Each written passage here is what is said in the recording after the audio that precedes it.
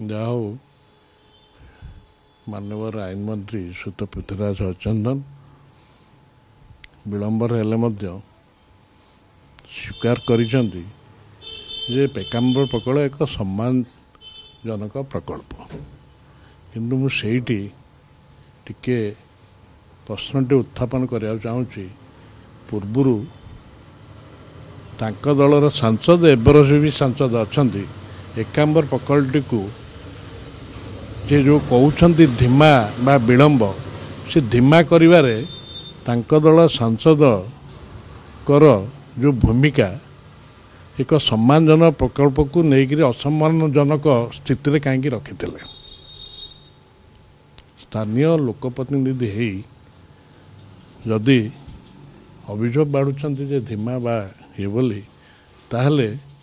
national monument authority act द्वाही दे केंद्र सरकार पाखे फेरा दे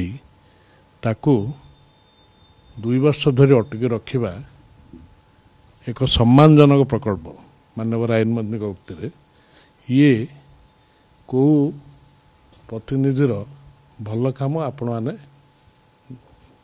निज प्रश्न करूँ लोक प्रश्न करूँ जे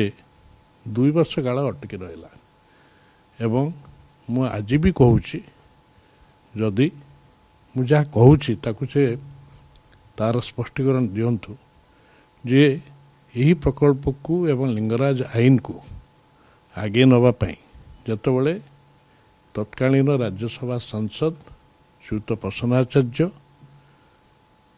सेतबलर विजु जनता दल लोकसभा सांसद श्रीयुत भर्तृहरि महताब एवं एबर राज्यसभा सांसद बीजेडी सस्मित पात्र जो अनुरोध करते बीजेपी एबर भुवनेश्वर सांसद को जे सेंट्रल हॉल बसते जे आसतु जीवा संस्कृति मंत्री केंद्र संस्कृति को भेटा एवं तांको ए प्रकल्प ये करवा आगे नवा आईन को मध्य कार्यकारी करवा से संपूर्ण भाव से कहले मु जीवी ना मु बीजेपी एमपी सहित जीवी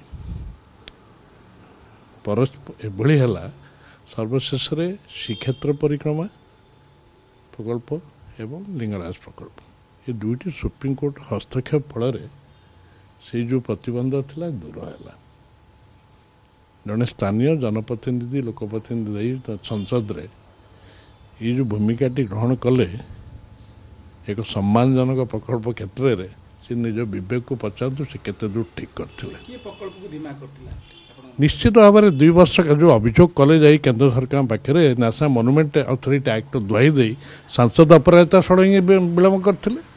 आ किए करता मुझे ना कहूँ से जो 3 जन का ना कले समस्त माननीय सांसद पचारतु भूमिका कौन थिला किए करथिला कहते से मजे थर कही मुझे प्रमाण अच्छी विलम्ब करची बोली प्रमाण तुम्हें तो सेतबे गणमाध्यम आगे कही नेशनल मॉन्यूमेंट अथॉरिटी एक्ट ये कही